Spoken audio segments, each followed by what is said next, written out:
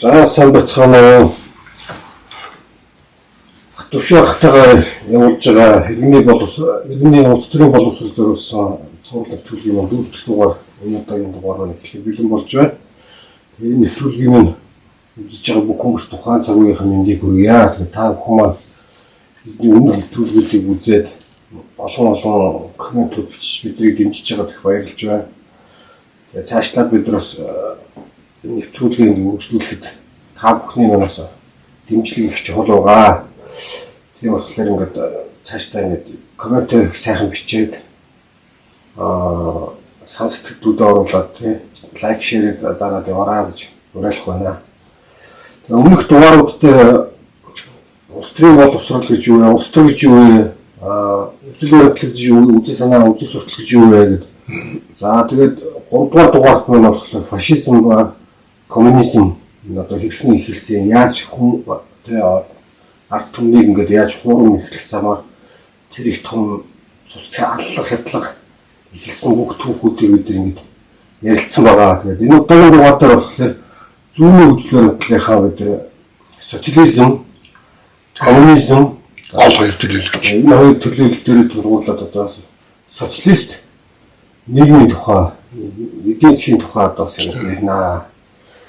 За тэгээд төвшөөхтэй бас өдрийн дөрвий тэгээд за баярлалаа. Социалист эдийн засаг гэдэг дараа нь заргуулаад ярих учраас тэгэхээр социал демократ үзэл баримтлал социалист үзэл баримтлалуудыг эхлүүлээ гэдэг. За тэгээ энэ бид бол нөгөө коммунист туршилтанд ороод коммунист нийгэм гэж юу вэ? Социализм гэж юу вэ гэдгийг бол арьсанхаараа ингээд мэдрээд өнгөрсөн хүмүүстэй. Тийм болохоор коммунизмын талаар бол нэлээд сайн одоо мэддэг, ойлгодог гэж боддог боловч яг тэр жинхэнэ яг язгуураасаа цаад онлын үндэс нь юу юм бэ гэдэг талаар л их мэдлэг бага байдаг юм шиг байна. Тийм учраас энэ социализм, социалист үзэл санаа тэгээд энэ социал демократизмын тухай нэлээд сайн ярих хэрэгтэй. Ялангуяа социал демократизм гэдэг нь бол 20 дугаар зууны хүн төрөлхтний хөгжлийн нэг томоохон одоо эерэг хувь нэмэр сөрөгч хувь нэмэр оруулсан. Гэхдээ хамгийн гол эерэг хувь нэмэр оруулж явж байгаа ийм улс төрийн үзэл суртал шүү дээ. Тийм учраас энэ талаар нэлээд дэлгэрэнгүй ярих хэрэгтэй. Тэгээд энэ юуны үнэхээр социализмын тухай ярих. Социалист үзэл санааны тухай эхлээд ярьдаг нь ямар учиртай юм бэ гэхээр зэрэг энэ социалист үзэл санаа нь өөрөө социал демократизм, коммунизмын эцэг нь. Тийм их болгоно гэсэн үг. Энэ социализмаас бол эхэлсэн. Социализм гэдэг хаанаас анх яаж үүсч бий болсон бэ гэхээр баруун Европод тийм Францад, Их Британд бидний англи гэж ярьдаг. Англид тийм тэгээд Германд 17 дугаар зуун, 18 дугаар зууны ялангуяа сүүл үеэс энэ социалист үзэл санаа, социалист хөдөлгөөн дэлгэрч ирсэн байна. Энэ юу юм бэ гэхээр энэ үйлдвэрлэлийн процесст оролцогч талуудын одоо тэр үйлдвэрлэлийн процессын дараа нь баялагийг хуваарлах явцад тэгш бус байдал үүсэж байна. Энэ бол болохгүй. Тийм өөрөөр хэлбэл энэ эдийн засгийн гол хөдөлгөгч хүч жижигэн анги үйлдвэрлэлийн процесст оролцоод хамгийн гол үүргийг гүйцэтгэжээд тэгээд оногдож байгаа юм нь хамаагүй бага байна. Тийм учраас одоо энэний шудраг болгохын төлөө гэсэн ийм санаан дээр суурилж гарч ирсэн улс төрийн үзэл сурталыг социализм гэж нэрлэдэг байна. Социо буюу нийгэм гэдэг үгнээс гаралтай, латин үгнээс гаралтай ийм нэр томьёо шүү дээ. Тэгээд социалистийн үзэл сурталыг, үзэл санааг дэмжигч явандаа бол нэг эдийн засгийн нэг айхтар том одоо онол гаргаж ирсэн. Тэр нь юу гэхээр зэрэг ерөөсөө эцээдийн нийгмийн бүх шудраг бус байдлын хүчин шалтгаан нь үйлдвэрлэлийн арга байна. Үйлдвэрлэлийн аргын ялангуяа энэ үйлдвэрлэлийн хэрэгслийг, үйлдвэр заводуудыг, банкуудыг хувь хүмүүс өмчлөлтөөс болж энэ шудраг бус байдал үүсэж байна. Ерөөсөө эцсийн эцэст бол энэ нийгэмд энэ баялагын тэгш бус хуваарлалт байгаа. Тэгээ өөрөөс болж энэ ядуурл ажилчин ангийн гэж дороотж байгаагийн шалтгаан нь ерөөсөө хувийн өмч байна. Ийм дүгнэлт хаалган өрөөсгөл дүгнэлт хийснээс улбаатай ийм одоо улс төрийн үйл суртал байгаа юм л та. Тэгээ социализмын хамгийн анхны одоо төлөөлөгч нь бол тэр Францын тэр Сен-Симон гэж нөхөр байгаа тийм. Тэгэл тэр Германы нөхдүүд одоо зарим нөхдүүдийн зарим хүмүүсийн зүтгэлтнүүдийн нэр хүсийг нь мартчихаа тийм. Ер нь бол ийм социалист үзэл санааг цаашаа улам илүү боловсронгуй болгож ялангуяа тэр эдийн засгийн онолыг нь илүү их одоо боловсруулсан хүн бол нөгөө алдарт Карл Маркс тийм. Карл Маркс бол яг энэ үйлдвэрлэлийн хэрэгслийг хувьдаа өмчлөдөг явдлыг зогсоохгүй бол энэ шудраг бус байдал бол хэзэж тогтохгүй гэдэг энэ улс төрийн онолыг чинь гаргаж ирсэн чинь Карл Маркс шүү дээ. Ингээд социалистууд бол явандаа социал демократууд болж шилжсэн хувирсан байгаа. Социал демократуудын анх тавьж ирсэн шаардлага нь ерөөсөө үйлдвэр заводууд дээр үйлдвэр заводуудыг нийтийн болгох. Тэгээ нийтийн болгосны үндсэн дээр бол ингээд хүн нэг мөлждөг явдал байхгүй болно гэж ингэж үзчихсэн юм гинэн ойлголтоор асуудал тандж яасан л да. Үүнийг хамгийн одоо боловсронгуй болгож боловсруулсан нь бол за энэ үед бидний яриад байгаа Карл Маркс нөгөө нэг мөлжлөг гэдгийг тайлбарласан эдийн засгийн талаас нь тийм ээ тэр нэмийн өртгийн онол Марксийн нэг алдартай задлал шинжилгээ байгаа. Тэр нь нэмийн өртгийн онол гэж нэрлэгддэг тийм. Яаж капиталистууд одоо ажилчин ангийг шулдаг вэ? Тэг шулах гэдэг үгийг хаалтандтай хэрэглэж байгааг анзаарах хэрэгтэй. Шулдаг вэ гэдэг нь Маркс илүү их задлж гаргаж ир тавьсан л да. Тэгээд социал демократууд, социалистууд, тэгээд социал демократууд энэ хувийн өмчийн эсрэг гэдэг ийм улс төрийн зорилго тавиад үйл ажиллагаа явуулж ирсэн. Явандаа бол энэ социал демократ хөтөлбөрийн дунд өөрөөр томоохон хэсэг нь энэ хувийн өмчийг устгах гэдэг чинь боо юм байна гэдэг үзэл баримтлалыг баримталж ирсэн ба. Тэгэхээр нөгөө хингээд нөхөр байгаа шүү дээ. Германы социал демократ Бернштайн гэж. Эдвард Бернштайн гэж. Тэр энэ төр бол ингээд Маркстай энэ Марксийн нэмийн өртгийн онол дээр суурилсан энэ капиталист хөгжлийг зогсоох, устгах тухай төлөвлөгөө энэ програмтай нь зөрчилдөд. Ингээд Германы социал демократ хөтөлбөрийн дунд бол хагалгаж коммунистууд, социал демократууд салж хоёр тишээ явсан байна. Энэ коммунистуудыг үүсгэсэн хүмүүс нь бол Карл Маркс, Фридрих Энгельс хоёр шүү дээ. Тэгэхээр социалист үзэл санааны одоо гол одоо онолын үндэс нь юу дээр байгаа гэхээр зэрэг үйлдвэр заводуудыг нийгмийн болгоё, улсын болгоё. Тэгээд нэг ингэж шулдгийн ингэж зогсоохоор зэрэг нийгэм шудраг бус явдалтай. Шудраг бус байдал таслаж зогсож шудраг явдал, шудраг харилцаа тогтох юм байна гэсэн ийм онолыг бол социалист онол гэж нэрлэдэг. Энэ социалист онол дээр суурилж энэ социал демократизм, коммунизм бол орж гарч ирсэн. Ийм зүйл. Надад социал демократууд бол хөгжлийнхөө явцад олон ийм үе шатыг дамжиж явал трансформацид орсоор орчин үеийн социал демократ хөдөлгөөн болсон. Социал демократ хөдөлгөөн орчин үеийн социал демократ хөдөлгөөн анхны 18 дугаар зууны сүүл үе 19 дугаар зууны үеийн социал демократуудаас ялгарх гол ялгаа нь бол хувийн өмч энэ үйлдвэрлэлийн эдийн засгийн капиталист харилцааг бол хүлээн зөвшөөрдөг.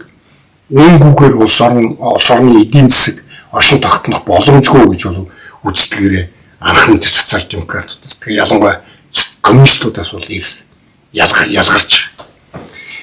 Ийм бол онлын суурь нь бол ийм ялгаатай. За тэгэхээр одоо манай Монголд ч юм бол одоо социалистууд, коммунистууд, за одоо сүүлийн социал демократууд гэж яваад байна. Тэгээд энэ явж байгаа хэлбэрүүд нь өөрөө яг одоо дэлхийд даяар байдаг үзэл баримтлал одоо энэ үзэл сурталынхаа мөн чанарыг агуулгыг хадгалж явж байгаа юу? Анхаасаа тийм ширхэж чадчихгүй юу? Чадчихгүй юу? Тий. Тэгээ одоо бол социал демократуудын тухайд ярих бол 1990 оноос Монголд ярих баг. Тий. Тэрнээс өмнө байхгүй. Тий. Тэр талаас тэгэхээр өмнө бид хоёр ингээд өмнөх дугаар дээр нэг зүйлийг аягүй тодорхой ярьсан шүү дээ. Энэ улс төрийн үзэл суртал тэгээ идеологи гэж яриад байгаа энэ юм чинь бол зүгээр оргуу хоосноос тийм ээ эсвэл хүний уур тархин дотроос ургах хараад ирдэг зүйл биш. тийм. Энэ бол ингээд нийгмийн тодорхой хөрс суурин дээр ураад цэцгэлдэг юм урам л байхгүй. Тэгээ социалист үзэл санаа гэдэг юм бол хаана төрж хаана үүсэж хөгжиж хаана одоо биелэлээ олдог юм бэ гэхээр зэрэг капитализм хөгжсөн ажилчин анги гэдэг юм бүтсэн ийм газарт социализм социал демократ үзэл санаа социалист үзэл санаа социал демократ үзэл санаа гарч ирдэг байхгүй. Өөрөөр хэлбэл энэ социал демократизм социализм гэдэг байгаа юм чинь өөрөө ажилчин анги юм. Энэ хөдөөгний малчны юм уу тариачны эсвэл хотын жижиг гар уурчуудын жижиг худалдаач наймичдын нам биш байхгүй. Тэр хүмүүсийн үзэл суртал биш. Энэ бол зүгээр хөдөлмөрөөс өөр өмчлөх юмгүй. Биеийнхээ хүчийг үнэлж амьдрдаг ажилчин ангийн улс төрийн үзэл суртал байхгүй. Тэгэхээр бид нар энэ нөгөө өмнө их нэвтрүүлэг дээр ярьсан те үзэл суртал гэдэг юм бол ингээд ийм нэг хаяг адар солгоод ингээд тухан дээр наагаад явдаг зүйл биш ээ. Эсвэл ингээд энэ хүчүндээ зүгээд явдаг энэ гоё зангиа биш байхгүй. Тийм учраас үзэл суртал гэдэг бол яг цэцэг шиг ийм тодорхой ваанд хийсэн тодорхой хөрснөөс ургаж гарч ирдэг цэцэг. Тэр ямар хөрс байгаа вэ?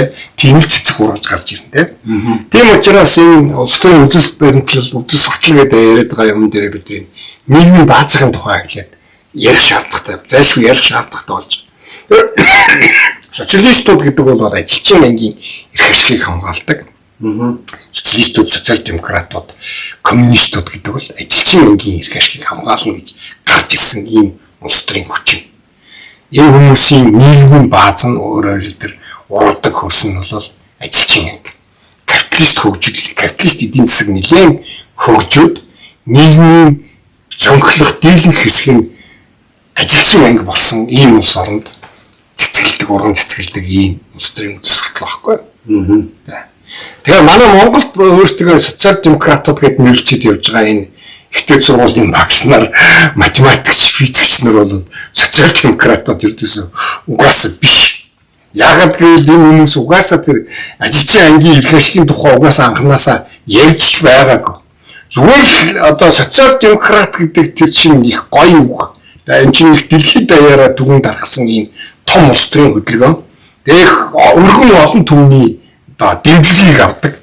Ийм одоо улс төрийн үзэл суртал ийм нам байд юм байна. Тэгвэл бид нар өөрсдөө ер нь социал демократууд гэдээ нэрлэчихье гэх. Ингээл их сургуулийн хэдэн багш нарын дунд л үүссэн ийм ачсан социалист хөдөлгөөн социал демократ нам гэж Монголд яригдаад байгаа юм чинь. Энэ шүд тийм. Тэгээ 1900 одоо өөрийнхөө социал демократ гэж нэрлэчихэд байгаа. Социал демократ Монголын социал демократ нам гэж нэрлэчихэд байгаа нь Монгол ардын нам буюу Монгол ардын хувьсгал. Өмнө нь Монгол ардын нам 1924 онд Монголд 21 онд Монгол ардын нам нэртэй байгуулагдаад 24 онд Монгол ардын хувьсгалт нам гэж өөрийнхөө нэрийг өөрчилсөн. Энэ нам ямар ч социал демократ юм уу зүүнний коммунист нам байх тийм үндэс байхгүй байхгүй. Нийгмийн тийм бааз байхгүй. Тэгээ ямар ч одоо энэ ажилтнууд хөгжөөгүй, ажилчин анги гэж байхгүй, капиталистууд гэж үндэсний капиталистууд гэж байхгүй. Ноён харцаад ялгаагүй малчин бүгд адилхан малчин. Тэ? Ийм улс оронд зүүнний үзэл гинтхэн зүүнний үзэл орж ирээд тэгээд гинтхэн хүмүүс нь зүүнний үзэлтэй болоод тэгээд тэр зүүнний үзэл дээр тулгуурлаад социал социалист, социал демократ, коммунист чиг баримжаатай ийм нам зохион байгуулад энэ төр гэдэг бол энэ зүгээр зохиомл үлгэр байгаа юм л та. Энэ бол гаднаас тарьсан тариа тий өөрөөр хэлбэл энэ шприцэл хүний бие рүү ингээд нөгөө пенцлин ч юм уу ямар нэгэн юм ингээд шахацдаг шиг судасанд нь тариа хийждэг шиг Монголын нийгмийг тарьсан тариа байхгүй. Тэгээд ерөөсө тэр үеийн тэр нийгмийн малчин бүгд ялгаагүй ноёнч харцаад нь ажиллах малчин байсан юм малчны нийгэмд те зүүнний социал демократ үзэл санаа ингээд гараад төрөөд тэгээд хүмүүс нь энэ хамт намын байгуулахын төлөө, коммунист нийгэмд хүрэхийн төлөө ингээ зохион байгуулалтаа явна барина гэсэн ийм улс төрийн програм гаргаж ирээд бариад ийм юм ерөөс юм байх үндэс байхгүй тийм. Монголд байхгүй ийм зүйл. Тэгэхээр энэ Монгол Ардын нам гэдэг бол зүгээр л ингээд гоё нэг өөртөө өгцөн ийм улс төрийн лөвчдийн л одоо улс төрийн байгууллага аахгүй зэрэгцсэн. 1990 оноос өмнө Монгол Ардын нам гэдэг энэ Монгол Ардын хувьсгалт нам гэдэг энэ байгууллага бол ийм зэрэгцсэн ийм хагас зэргийн зохион байгуулалттай ийм улс төрийн байгууллага байсан л та. Улс төрийн байгууллага өнгөө л мөн. Гэхдээ энэ ардчилсан нийгэм байдаг улс төрийн нам шиг ийм зүйл биш байхгүй. Яг бол ардчилсан нийгэмд ингээд байдаг үйл ажиллагаа явуулдаг улс төрийн намд чинь тавигддаг шаардлагууд гэж би юмнууд байгаа тийм. Ямар намыг улс төрийн нам гэж үзэх вэ тийм. Ер нь ардчилсан нам дотоод зохион байгуулалт нь ардчилсан ийм улс төрийн нам ер нь ямар шалгуурт нийцэх ёстой вэ гэсэн юм шалгуур байна. Нэгдүгээрт нь сайн дураар зохион байгуулагдсан байх шээ. Ямар нэгэн албатлаг гадны тийм зохион байгуулалттай элдвэнцийн явуулах хорон ийм үйл ажиллагаа хувьдаа тэр юмгүйгээр зүгээр хүмүүс сайн дураар нэгдээд намаа байгуулах хэрэгтэй байна шүү дээ. Хоёрдугаарт нь тэр нам хамгийн гол юм нийгмийн ямар бааз дээр нийгмийн ямар хүмүүс төр тулгуурлаж улс төрийн хэний эрх ашигын төлөө үйл ажиллагаа явуулах гэдэг юм бэ гэдэг нь тодорхой байх хэрэгтэй. Ажилчин ангийн юм уу, малчтын юм уу, сэкнүүдийн юм уу, жижиг гар урчуудын юм уу, бизнес эрхлэгчдийн юм уу, жижиг дунд үйлдвэр эрхлэгчдийн юм уу те. Тэгэхээр энэ улс төрийн өмчил баримтлал гэж яриад байгаа бид түрүүчийн өмнөх яриан дээр цохож хэлээд ирсэн те. Улс төрийн өмчил баримтлал гэдэг юм чинь эдийн засаг нийгмийн ашиг сонирхлыг илэрхийлж идэг юм аа хүмүүсийн. Тэ. Одоо консерватив нам гэх юм бол энэ язгууртан болон том капиталистуудын эрх ашиг илэрхийлдэг нам. Либералууд гэхээр зэрэг бол энэ хотын дундчууд нийгмийн дунд давхаргийнхны ашиг сонирхлыг илэрхийлдэг юм. Социал демократ нам гэхээр энэ чинь бол ажилчин ангийн хөдөлмөрөөр үнэлж амьдрдаг те ийм нам. Тэ жижиг хөрөнгөний нам гэхээр зэрэг одоо энэ малчаад тариаланчтай жижиг газрын эзэдүүдтэй эдгээр хүмүүсийн ашиг сонирхлыг жижиг худалдаач те эдгээр ашиг сонирхлыг илэрхийлдэг юм бач шиг байгаа шүү дээ. Энийг ингээд тоохгүйгээр ингээд алгасаад те тэгээд нэг хідэн хүмүүсийг ингээд бид нар малчтын төлөө гэхээр зэрэг малчтын төлөө юм байна. Бид нар ажилчны төлөө гэхээр ажилчны төлөө юм байна гэдэг. Тэ бид нар жижиг худалдаачны төлөө гэхээр зэрэг жижиг худалдаачны төлөө юм байна гэдэг. Нэг л нам өөрийгөө гурван өөр газар очиод уран өөрөөр яриад яваад шүү Монгол Ардын нам гэдэг. Тийм. Ажилчны эрхийг ашиг хамгаална, малчны эрхийг ашиг хамгаална, тэрний эрхийг ашиг хамгаална, үйлдвэрийн эзний эрхийг ашиг хамгаална. Тийм юм байж болохгүй байхгүй тийм. Тийм байх боломжгүй. Яг гэвэл та үйлдвэрийн газрын эзнийх нь эрх ашиг хамгаалж байгаа бол ажилтны эрх ашиг хамгаалах боломж байхгүй. Яг гэвэл үйлдвэрийн газрын эзэн хүний чинь эрх ашиг нь аль болох ажилчдаа баг цалинх үйлдвэрлэлийнхээ ашигыг аль болох өндөр байх юм. Тийм. Ажилчин хүний эрх ашиг тэр үйлдвэрийн ашиг нь өндөр байрны нам баруун сонир биш шүү дээ тийм. Тэр хүнд бол миний ажилтныг бэлмэр хийгээд авч байгаа цалин ямар байх хэвээр өндөр байх хэвээр тийм. Тэгэхээр тэр ажилчин хүний цалин өндөр байхын төлөө явуулдаг нам нь социал демократ нам. Ажилчин үйлдвэрийн эзний ашиг өндөр байхын төлөө явуулдаг нам нь консерватив нам байх жишээтэй байхгүй. Тийм. Энэ нэгэд одоо нэг нам нэг асуудал өсвөсгөө гарч ирж штэ. Нэгдүгээр одоо өнөөдрийн социал демократ гэдэг одоо намынхаа дүрм тусгацсан ба Монгол Ардын нам чинь. За яг угаасаа тэрний хэлдгээр 21 онд байгуулагдсан. Оросд байгуулагдсан, Монголч байгуулагдсан. Нөгөө тий гадны зохион байгуулалтаа үйл ажиллагааны үр дагавар байгаа байхгүй бүтээл. Тий. За тэгэнгүүт энэ намд өнөөдөр Монголын хамгийн том капиталистууд удирдлагч нь байгаа. Тий. Одоо өнөөдөр сайднаар гэдэг 20 онд чинь бүгд тэрбум тугууд, баахан тэрбум тугууд барилга нөгөө хаа гэдэг бүгд орцсон байна. За тэгэхээр хамгийн том дэмжигч маасууд нь хаана гэсэн чинь за 50 сая ирдэг ажилчин ангич нь тодорхой байгаа. Тийм, малчид юу байгаа. Малчид. Энэ ажилчид ингээд нөгөө хамгийн энэ улс төрийн амьдралыг итгэхгүй хамгийн нийгэм улс төрийн үйл ажиллагааны тухай боловсрал мэдхийн төвшин дараа ийм хүмүүсийг хуурн эхлээд өөргөө дэмжүүлчих байгаа байхгүй тийм. Саналыг ингээд ихэнхийнх нь саналыг нь худалдаж аваад тийм. Худалдаж аваад хуураад тийм хуурн эхлээд тийм. Хамгийн гол нь энд нөгөө юуг ашиглаад байгаа байхгүй. Монголын нийгмийн нөгөө нэг бүтц структур шүү дээ. Энэ чинь тийм хүү нийтлийн овгийн бүтцсэн хിവэрээ яваад байгаа. тэрнээс энээсээ бүрэн салж чадаагүй ийм нийгэмшүүд монголчууд гэдэг чинь. Тэгээд монголчуудын нийгмийн амьдралд хамгийн чухал үүрэг оройлт юм гэр бүл. Нэг клан баггүй те гэр бүл. Тэгээд тэр клан дотор нэг дарга байх хэвээр, нэг багш байх хэвээр, нэг цагдаа байх хэвээр, нэг шүүгч байх хэвээр, нэг эмч байх хэвээр. Тэгээд тэр эмч нь тэр гэр бүлийн эрүүл мэндийн асуудлыг хариуцсан, эмнэлэг твдэх үйлчлүүлэх, гэрээний хариуцсан цагдаа нь шоронд оруулахгүй байх, энэ ажлын шүүгчтэй, прокурор нь тийм ажил, тэр талыг нь даана. Дараа нь болохоор зэрэг нэг улсын төсвөөс нөгөө захиалгаас альвуулах ахиухан шиг юм хүртэхийг боломжийг бүрдүүлнэ. Багш нь болохоор зэрэг нөгөө хүүхдүүдийг нь дүнгийн нуу тавуулахгүй байлгах ч юм уу.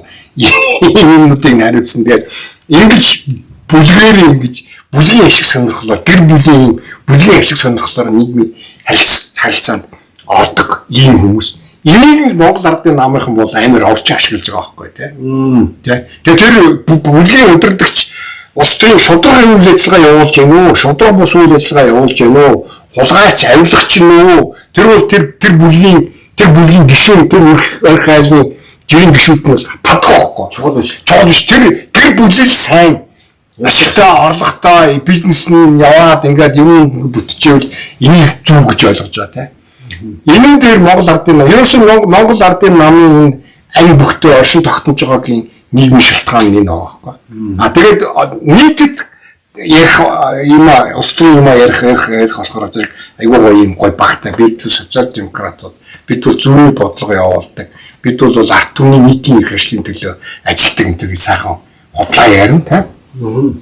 Энийг нөгөөдөл нь мэдсэн энэ худлаа ярьж байгааг мэдсэн нэ галах ташиж тэ дэмжин. Тий. Одоо тэгээд манай тоохон капиталистууд чинь ардын намд орчоод яг саяын таны яриад одоо ажилчин ангийн хэсэг жишээ маш олон үйлдэлүүд хийж штэ. Тий. Одоо жишээлбэл одоо 2020 оноос за одоо чинь 2016 оноос ш өмнөхөө бол одоо сэтгчилдэд ороо гэж байна. Тэгчтэй бүх одоо салбарт ялтгаа болсон. Тий. Тэгэхээр одоо өдөр 2020 оноос хойш маш олон төрлийн татвар бий боллоо. Тий. Ажилчны хэсэг байгаа. Нөгөө нийгмийн даатгалын хураамжууд өмнө ярьчлаа. Ажилчны хэсэг байгаа. Тэгэхээр энэ юу гэсэн үг юм? Одоо тэгээд үзэл санаа байв уу байхгүй нь үү? Тэгээд маш маш энгийн зүйл. Жирийн хөдөлмөрчин хүн нэг зүйлийг л ойлгоод авчихад болчихно. Тэр юу гэхээр зэрэг социал демократууд гэдэг чинь ямар хүмүүс юм бэ гэхээр зэрэг хамгийн эхлээд ярьдаг юм ажилчдын нэг цагийн ажлын хөлсийг нэмээ. Хамгийн нэгдүгээр тавьдаг шаардлага. Цалингийн юм бэ. Тэ. Хөө амын олгоо алуу татвараа багасгаа. За. Тэ. Үйлдвэрийн газар тэр капиталистаас авж байгаа ашигын татварыг тэжнээ нэмээ. Тийм тэр капиталист илүү их татвар төлөө. Прогресс татварын систем гэж нэлээд байгаа шүү дээ. Бага орлоготойнуудаас нь бага татвараа, их орлоготой их ашиг олж байгааудаас нь их татвар аваа. Энэ л зүүн социал демократ намын одоо эдийн засгийн татварын санхүүгийн бодлогын хамгийн гол зангилаа асуудал байхгүй. Үйлдвэрийн эзэдүүдийн энэ ажилчдын эрүүл мэндийг хамгаалах, хөдөлмөр хамгаалал энэ төрлийн юмд зарцуулах зардлыг нэмэлээ. Хуулиа өөрчлөө, тэ? Ингээд ийм шаардлага тавьдаг намыг социал демократ нам гэж. Гэтэл татварыг нэмээ, тэ? Худалдааны татварыг нэмээ, галийн татварыг нэмээ. Яг эдгэрчин бол ингээд харахад ингээд худалдаачдаас 8 арилж байгаа эрхэлж байгаа хүмүүсээс татварыг авах га татварын нэмээд шиг харагдаад байгаа боловч энэ жирийн хүн дээр татвар тавиад байгаа байхгүй. Яг иргэн хүнээсээ татвар аваад байгаа байхгүй. Яг тэгвэл худалдааны татвар нэмэгдэхээр зэрэг худалдаачид зүгээр л бааныхаа үнийг нэмчихдэг. Тэгэн дамжуулж ирсэн. Тий зүгээр л ер нь бол энэ зах зээлийн орчинд энэ худалдаа 8 эрхэлж байгаа хүмүүс чинь татвар хаагч нар байхгүй. Тий зүгээр татвар хаагч нар тий улсад татвар хааж өгч байгаа хүмүүс байхгүй. Тий тэгээд 1 кг талах үйлдвэрлэж байгаа хүмүүс 1 кг талахыг 1000 төгрөгөөр бодож аваад дэлгүүртээ авчираад 2000 төгрөгөөр тавьчихна. Тэгээд тэр 2000 төгрөгийн чинь баг 500 төгрөг татвар байгаа байхгүй. Тий тэрийг улсын төсөвт тушаач чинь. Тэр үлдсэн 500 төгрөг нь тэр хүний ашиг. Тэгэхээр эцэг дүндээ бол татварыг хэн төлж байгаа вэ? Тэр Монголын эзэн тэр талах зарж байгаа хүн биш. Хэрэглэгч та өөрөө төлж байгаа байхгүй. Тэ. Тэгээд худалдаачдаас татвар нэмжээ алга ташаа суугаад байгаа. Өөрөө чинь татвар зодоод байхад л та алга ташаа суугаад байгаа гэсэн үг байхгүй. Тэгэхээр ингээд энэ залин нөхөд нь ингээд ойлгоод таньж мэдээд ингээд ирэхэд зэрэг их энгийн зүйлс байхгүй. Энэ хүн ойлгохын аргагүй толгой эргүүлсэн юм энэ дотор ерөөсөй байхгүй. Тэгээд зэрэг хамгийн түрүүнд энд нэг зүйлийг энэ үжил суртал гэдэг юмтайгаа холбоотойгоор жирийн хүн ойлгож авах хэрэгтэй юм бол аливаа улс төрийн энэ ардчилсан нийгэмд энэ нээлттэй улс төрд хүн улс төрд оролцохдоо өөрийнхөө хэшгийн үүднээс л оролцох хэрэгтэй байхгүй. Миний их ашиг нь юу юм бэ гэдгийг л эхлээд мэдж авах хэрэгтэй байхгүй. Чи энэ өндөр татвар төлөөл энэ хүн сурталтнуудыг те энэ улсын төсвөөс сулгаа хийдэг хүмүүсийг тэжээгээ суугаад баймаар байна уу? Эсвэл чи татварыг бууруулад те энэ улсын төсөв тушаадаг мөнгөө багасгаад тэр өөртөө оногдох тэр баялагын чинь тэр чамд өгдөж байгаа хэсэг гэдэг чинь тэр баялагын чамд оногдож байгаа хэсэг гэсэн үг шүү дээ те. Тэрийг жоохон ахиу хүн байлгамаар байна. Энийг л та ойлгох хэрэгтэй байхгүй гэхлээр. Тийм учраас энэ улс төрийн үзэл суртал гэдэг юм чинь тэр тухайн хүний өөрийнх нь хэн бэ? Ажилчин хүн үү? Тариачин хүн үү? Малчин хүн үү? Тэ? Жижиг бизнес эрхлэгч үү гэдгээс хамаарат гарч ирдэг зүйлсийг хэлээд байгаа шүү дээ. Тэрийн эрхшил дээрээ тулгуурлаж улс төрийнхөө үйл ажиллагааг явуулах хэрэгтэй. Өөрөөр хэлбэл өөртөө ижил тийм их ашигтай хүмүүсийг олж нэгтэж тэгээд хамтраад их ашиг хамгаалахын төлөө явна гэсэн үг шүү дээ. Энийг л улс төрийн нам гэж нэрлэдэг. Гэтэл манайд болохоор намууд бол заль нэхийн аргаар зохион байгуулагчтай шүү дээ. Монгол ардын нам бол ялангуяа. Тэгээд одоо жишээлбэл хүн нам гэж байж гин тий. Тэгээд энэ эхлээл бид нар социал демократууд зүүнний нам гэдэг гиснэ. Одоо барууны болсноо нэг жилийн дотор болоод барууныхоо тэгээд ерөөсөө л үзэл суртал улс төрийн намын төв нэг хаяг гэдэг юм зүгээр нөгөө гой зангаа шиг сэтгэл байгаа хөөх. Тэгээд энэ зангаа надад таарч гинөө. Надад ямар харагдаж байна те. Би ингээд энийг зурж идэх бол гоё харагдаж байна гэдэг ингээд. Тэ. Тэгэхээр зэрэг ийм маягаар ингээд манипуляц буюу мэхлэл юм аа. Таныг ингээд мокруулдаг те. Тархий чинь угаадаг. Тархи угаалт гэж энийг хэлээд байна. Тэгээд таны саналыг мэхэлж авдаг танаас. Тэгээд тэр санал чинь эцээч тэр үед эрх мэдэл очиж болж очдог. Тэр эрх мэдлэрээ дамжуулж мөнгө хөрөнгө хийдэг хулгай хийдэг. Ингэж Монголд авилга цэцгэлээд байгаа. Тийм учраас энэ улс төрийн үйл сурталын тухай хэн юм бэ? Хэн үүний тухай яриад явд юм бэ? Хэн аль талынх нь вэ гэдгийг нь ярих нь айгүй чухал байхгүй. Энэ чинь хүн болгонд хамаатай асуудал байхгүй. Ямар нэгэн одоо нэг зөвхөн дэд боловсралтай хүнд ч юм уу эсвэл нийгмийн одоо нийгмийн ухаан сонирхдаг хүнд ч юм уу ерөөс ийм юм яриа суугаад байгаа биш байхгүй бид тэр. Тэр зүгээр л зах дээр тэр түрээж явж байгаа хүнд ч гэсэн зайлшгүй мэдчих хэвээр тийм өөрөө өөрт нь хэрэгтэй юм ийм л энд яриад байгаа. Тий. За тэгээд яг энэ яриатай холбоотой нэг зүйл одоо Монголын нийгэмд яг одоо болж байна. Энэ бол нэг талаас нь бол маш их хэмжээгээр баялагын хуульд ярьдаг боллоо. Баялагын хуульдын талаар та бүхэн өмнөх дугаартай бас тодорхой хэлсэн. Энэ яг юу болдгийг бэ? Баялагын хууль чадсан уу чадаагүй маш дэлгэрэнгүй ярьсан байна. Тэгэхээр одоо манайд бол асар хэмжээгээр маш хурдтайгаар ярьж байна. За тэгэхээр энтэйгээ зэрэгцээ тэр олон төрлийн татварууд нэмэж хичлээ. Хүн одоо саяны худалдааны татварч гэдэг юм уу, цалин өсөлттэй холбоотой татварч гэдэг юм уу, энэс гадна тэгээ хүний амьдралтай шууд холбоотой одоо машин унааныхын зардлаас нь хураамжуудаас ахуулаад, торгуу шийдвэрлүүдээс ахуулаад за энэ гадаад маш олон төрлийн хяналтын системүүд одоо бий болж зөвшөөрөл эцсийн гэдэг маш олон бий болж байна. Тэгсэн чинь одоо нөгөө талдаа хүмүүс үйлдэл эхэлж байна. Их олон үйлж байгаа хүмүүс харагдаж байна. Одоо энэ сошиалоор мэдээлэл харж байгаа. Тэр түүцийн хураа хэцүү боллоо. Бизнес эрхлэх боломжгүй боллоо. Барилга харахгүй боллоо. Тэгээд маш олон хүн ингэж ярьж байгаа. Маш олон компаниуд тампуур шүүд хаалгаа хаад маш олон хүн ажилгүй болж байгаа. Зүгээр огцон өсөж байгаа шүү. Тий. Маш хотцтой байгаа. Тий. Тэгээд энэ нөхдүүдийн үйлж байхдаа ярьж байгаа нэг юмнуудын нийтлийг харах юм бол одоо өчтөр хөтлөө барилга барьж ивчсэн барилга хураалгаж байна. Шууд нэг даргын шийдвэр гараад тэгээд нийслэлт чинь их мундаг тундарахтай болсон юм байна. Тэр миний шийдвэр гараад ерөөсөө хэний ч нэг шууд хурааж байна. Тэгэхээр одоо энэ үндсэн хөлтөд зөрчилдөд байгаа гэдэг байна. Хуулийн өмчийг шүүгийн шийдвэрээр ингээ хураад даргын шийдвэрээр хураад энэ чинь юу болоод байгаа юм бэ? Яг Монголд нэг ийм үзэгдэл байна л да. Үзэгдэл шүүх монголчуудын нэг ийм хогийн муу тийм зан арын шин зан чанар байна л да. Тэр нэг ямар хамаатай бэ? Тэр яадгийг гэдэг. Тэ.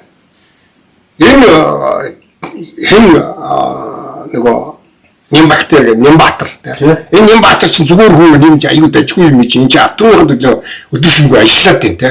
Энэ зүгээр юм хийх гээд ингээд. Гэтэл нөгөөх нь болохоор зэрэг атом гэдэг нэрийн дор хулгай дээр нь хийгээд яваад байдаг те. Хулгай дээр нь хийдэг тэр давхаргын их ашигт үйлчлээд ингээд ажиллаад байдаг те. Тэгээд явуулж байгаа үйл ажиллагаанд дандаа атомын нэрийн өмнөөс дандаа томоохон зах зээл дээр байгаа томоохон монопол тийм худалдаачид компаниудын Монгол Ардын хувьсгалт намын гишүүн Монгол Ардын хувьсгалт намыг санхүүжүүлдэг дэмждэг тийм компаниудын өөрийн одоо ойр хүрээллийн компаниудын эрх ашиг хамгаалсан ийм үйл ажиллагаа явуулдаг байгаа байхгүй. Энэ Монгол Ардын нам чинь нэг юм клептократ юм бид их олон удаа ярьж байгаа олон удаа бичиж байгаа тийм Монгол Ардын нам бол нам улс төрийн нам биш энэ бол зохион байгуулалтын дээрэмчдийн бүлэг байна. Энэ бол юм маф структуртай ийм юм маф гэж хэлчихэд бол боротоод ах юмгүй ийм бүтц болчлоо. Энийг одоо хөөж тараахаас нааш Монгол энэ хөөж тараад шүүхэд өгч те Монголын ард түмний хохирлыг барагдуулах тухай асуудал яригдахаас нааш бол энэ Монгол улсын Монголын ард түмний Монгол төрийн оршихуйд аюул учруулсан ийм улс төрийн хүчин болчлоо шүү гэдэг ингээд анхааруулад хэлээд байгаа. Монголын ард түмэн бол одоо өнөөдөр тэнийг тоохгүй л ингээд явна. Тэгээд гашуун зовлон ирсний дараагаар л одоо те өвлөлтөж, ойрлолтөж ингээд тэгээд хамгийн сүд нөгөө эцсийн сүүлчийн нөгөө болохгүй арга гартаа мод чулууга мууна зэвсгээ бариад босдог дээрээ тулах гэдэг байна л та. Тийм муу юм руу ингээд яваад байгаа хэрэг. Тэгэхээр энэ клептократ улс төрийн хүчин гэдэг ийм үзэгдэл байдал угаасаа энэ зөндөө олон орнуудад ингээд байсан. Латин Америк, Африк одоо ч байгаа. Зүүн өмнөд Азийн орнуудад одоо тэр Филиппиний Маркосын дарангуулал гээл 90-ад оны үед л 2000-ад оноос өмнө маш их яригдчихсэн те. Тэгэл зөндөө олон жишээнүүд л да тэр болгоныг задлж яриад байна. Энэ клептократ гэдэг энэ төрийн эрх мэдлээр дамжуулж атомны баялагаас атомны баялагийг том дээрэмждэг ийм дээрэмчдийн бүлэг, дээрэмчдийн маягийн улс төрийн үйл ажиллагаа явуулахыг клептократ гэдэг байгаа байхгүй. Клептократ улс төрийн үйл ажиллагаа гэж нэрлэдэг. Тэгээ Монгол Ардын нам бол ингээд аль хэзээ ийм клептократ улс төрийн үйл ажиллагаа явуулдаг бүлэг болоод хувирсан. Одоо тэгээд өөрсдөө оршин тогтнохын тулд Монгол үндэсний эрх ашгийг Монгол орны тусгаар тогтнолыг бүр худалдах хэмжээндээ очичлоо шүү дээ энэ чинь тийм. Одоо 5-7 гэдсэн чинь гятад ингээд өгчлөө тийм. Онгоцны буудлал гэдэг нэг барьж өгсөний тэрийг Оросуудад өгөх гэж юм тийм. Тэгээд хийн хоолоо тавих нэрийдлэр Монгол улсын газар Монгол улсыг голоор ингээд хуваагаад тийм. Нэг хэсэг газрыг Оросын холбооны улсад өгөх гэж юм тийм. Түрчийнхэн өгсөн газруудаа төмөр замаа буцааж авах тухай асуудал ярихын оронд дээр нь нэмж Монголын орны тусгаар тогтнолд гай болох юм үйл ажиллагаануудыг явуулж эхэлж байна шүү дээ. Тэгэхээр энийг ингээд таслан зогсоох шаардлагатай таслан зогсоодог ийм таслан зогсоодог юм юм бэ? Атом л байхгүй сонгогч. Яаж таслан зогсоодог юм бэ? Саналаараа л таслан зогсоодог. Өөр улс төрийн хүчин Монгол Ардын нам биш. Өөр улс төрийн хүчин саналаа өгч таслан зогсоо. Одоо өнөөдрийн тохиолдолд ингээд тойруулаад яриад шаардлага байхгүй. Өнөөдрийн энэ тохиолдолд хин ардчилсан нам саналаа өгч үнийг таслан зогсоох байхгүй. Гэтэ юуны юм гэхээр энэ ардчилсан намын энэ модакод нь энэ намаа зэгцэлж авах хэрэгтэй. Энэ нам дотроос энэ Жинкомен комитийн лөвчдийг гэмт хэрэгтнүүдийг хөөж зайлуулах шаардлагатай байна. Тэгж юм намаа зэгцэлж авч ардчилсан нам болгож буцаага тэр 90 оноос хойш тавьж исэн тэр мөрийн хөтөлбөр болгоод явж исэн юмнуудаа буцаад сэргээж мөрийн хөтөлбөрөө болгож дөрөв зүрх журмаа зэгцэлж гэмт хэрэгтнүүдийг нэгнээс хөөж зайлуулж ингээд улс төрийн үйл ажиллагаа явуулах шаардлагатай. За ингээд битүүр Ерэман бол ерөнхийдөө нэг жоохон өөр тийшээ дараагийн шатны үйл ажиллагаа ингээд яваад орж. Одоо хоёулаа үзэл сурталчилгааны өөрөө эргээд ор. Тэгэхээр Монгол Ардын нам гэдэг энэ нам болвол ерөөсөө энэ үзэл суртал гэдэг энэ яриатайгаа холбоотойгоор зүүнний үзэл суртал гэдэг яриатайгаа холбоотойгоор Монгол Ардын намын тухай ярих юм бол энэ угаасаа ямар ч үдс сурталгүй нам байхгүй. Угаасаа намч биш. Үдс сурталгүй нам болчихсон юм. Үдс сурталгүй нам болчихоо угаасаа намч биш болчихно. Тэгээ энэ бол зүгээр нэг юм популист ийм клептократ тийм ийм их мэдлийг барьж яхын төлөө юу ч хийхээс боцохгүй хүч болоод хувирч. Ийм зохион байгуулалттай ийм байгууллага болоод хувирч. Ийм байгууллага болчихсон байна. Угаасаа анханаас ийм зохион байгуулалттай байгууллага байсан. Тэр марксизм, ленинизм, тэр гэрэлт ирээдүй, коммунизмын төлөө тэр гэж яриад ирсэн бүгд худлаа байсан. Тэр нь 90 онд нотлогдсон. Зөвхөн улсад коммунист нам нураад очсон чинь Монголын коммунистууд нөгөө Ленинийнхаа ном Марксийн сургаал мургаалаа бүгдээрийг нь аваачаад ховдоо шийдчихсэн. Хэрэггүй энэ одоо хэрэггүй айдсан. Бид нар коммунистууд биш гэдэг.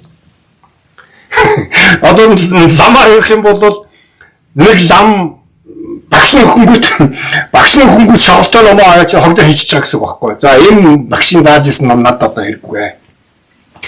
Яг ийм юм болсон. Тэгээ энэ чинь юу харлаад байгаа вэ гэхээр энэ хүмүүсийн тэр яриад исэн юм чинь өөрсдийнх нь юм биш юм байна. Тэгээ зүгээр л өөрсдийнх нь гаднаас нь ингээд зүгүүд өгсөн тийм пайз. Хүзүүнд нь угуулсан пайз шиг маяг юм байсан баг. Тэгээ эзэн хүмүүс тэрийг гаргаа аваач. Тэгээд дөрөв өөрчлөлт хувиргаа бид нар одоо зүүнний социал демократ чиглэлээр хөгжиж байгаа нам гэдэг ингээд явснаа өнгөрсөн 35 жилийн хугацаанд бид нэр хэн болж хөрсөн бэ гэхээр зэрэг Монголын хамгийн том шунхай капиталистууд. Гэхдээ тэр капиталистууд нь хамгийн гол нь дандаа шудраг бус аргаар баяжсан капиталистууд. Дандаа ард түмний хөрөнгө мөнгийг тонн дээрэмдэх хулгайлах замаар баяжсан капиталистуудын цугларсан ийм бүлэглэл болж хорьсон байхгүй. А яагаад ингэж ийм бүлэглэл болоод ингэж цугларч байгаа гэхээр зэрэг маш энгийн. Яагаад тэнд очиж нийлж аваад юм хийхтэн тэдэрт өөрсдөд нь ямар байгаа. Хялбар байгаа байхгүй. Тэ? Хамгийн боломжтой, хамгийн дөхөмт, хамгийн одоо өөрт нь одоо таархан Монгол Ардын нам харагдаад байна шүү дээ. Тэдгээр нөхдүүдэд. Тэгээд тэнд очихоор зэрэг намын ирэх шиг би намынхаа төлөө гэдэг нэрээр сайд болдог. Тэгээд ард түмний хөрөнгөөс хурц хурцээр экскаватор ухаж байгаа юм шиг ухаж авдаг. Тэрнээсээ жоох нэг ардын намдаа өгдөг басалж өгч байдаг, тасаж өгч идэг. Тэрүүгээр тэр намайг тижиж идэг те. Тэгээд тэрүүгээр тэр намд өөрийгөө чухал хэрэгтэй хүн гэдгийг тэрүүгээр бас нотлох агуулдаг энэ манай намын санхүүжүүлэгч гол одоо том зүтгэлтэн одоо нөгөө хин биш одоо нөгөө чажсэн байна сүү атолт суун илүү нөгөө сүү атолт гэж одоо нөгөө хамгийн том капиталист Орлын Ганбаатар одоо тэгэл одоо бүгд Монгол Ардын намын сайд одоо дарга сайд бүгд дээрч дараалан ингээд дарга сайд хийдэг. Одоо зам тээврийн салбарынхан, эрчим хүчний салбарынхан, энэ гайл энэ салбарынхан, сангийн яамны салбарынхан, банк санхүү энэ ингээд бүгд банк санхүүгийнхан гэдэг ингээд бүгд тийм. Тэгээд эдгээр чинь ингээд ийм том капиталистуудын эрх ашигыг хамгаалсан нөгөө төрүүчийн юм дээр сэдвээр ярьжсэн шүү дээ.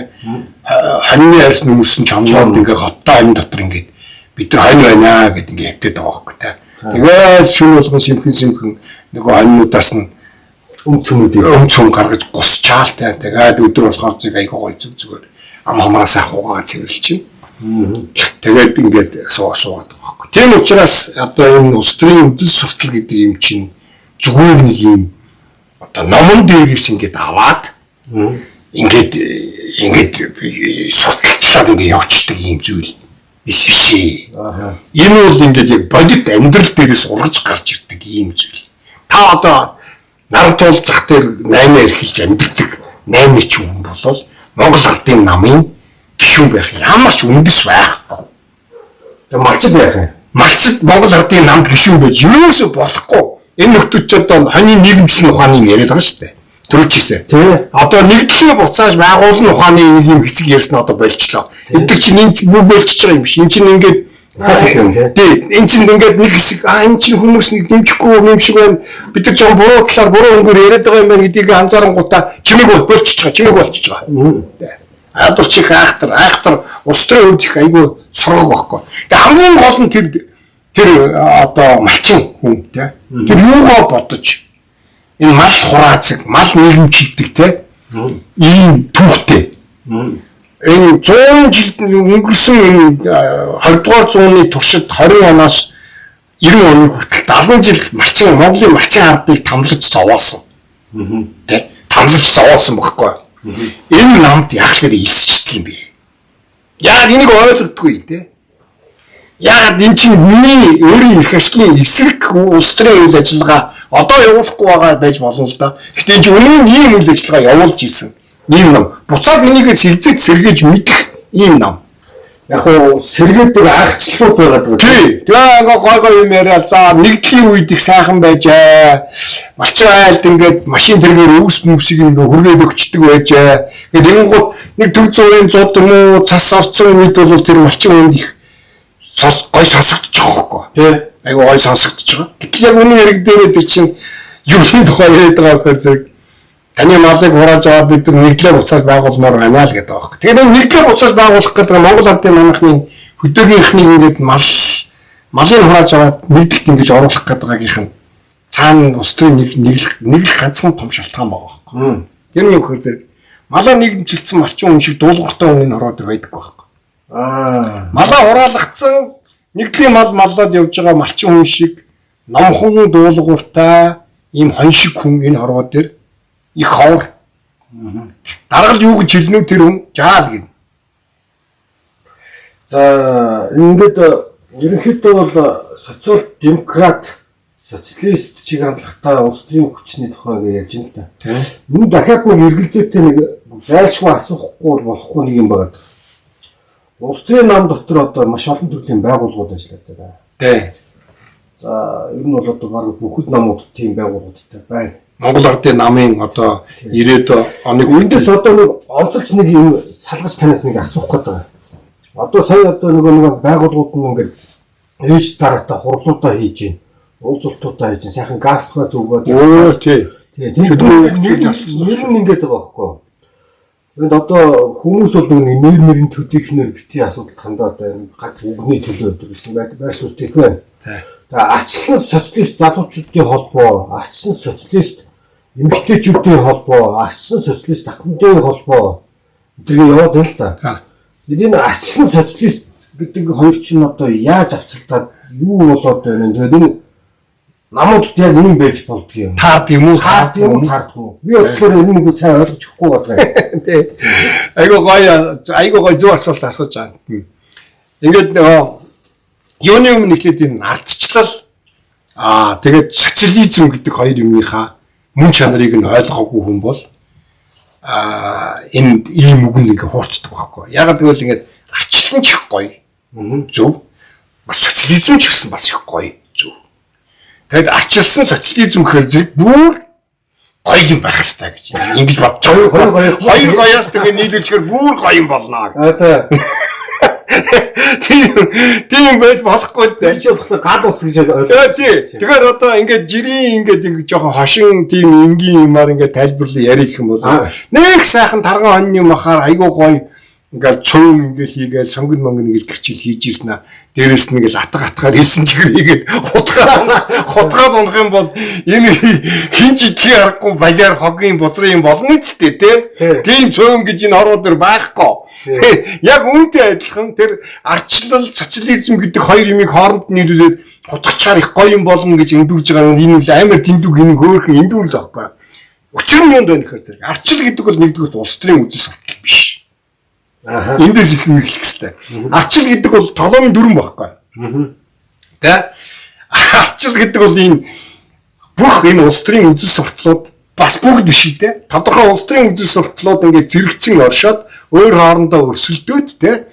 Тэгээд ард түмний одоо тэр улс орны оршин тогтнохын төлөө ингээд бодлогоо уралдуулад ингээд төр засгийг эмхлэн зохион байгуулахад оролцоод явдаг ийм орчин, ийм системийг арчил гэж нэрлэдэг. Тэрнээс биш энэ дотор байгаа тэр социал демократизм, тэр социализм, тэр консерватизм, тэр либерализм өдрүүд үзэл сурталууд. Эдгээр бол хоорондоо өрсөлдөн. Эдгээр бол өөр хоорондоо зарим тохиолдолд хаш эсрэг, зарим тохиолдолд бол яг нэг чиглэлийн юм шиг боловч өөр хоорондоо бас зөрчилтэй, өрсөлдөөнтэй. Ийм үзэл бодлуудыг уралдуулдаг ийм байгууллагууд, улс төрийн намууд тэрийг уралдуулж байгаа тэр уралдаанд тавьж байгаа мордыг нь үдэл суртал гэж нэрлэдэг. Тэгээд морин уралдуулдаг наадмыг нь арчил гэж нэрлэдэг байгаа.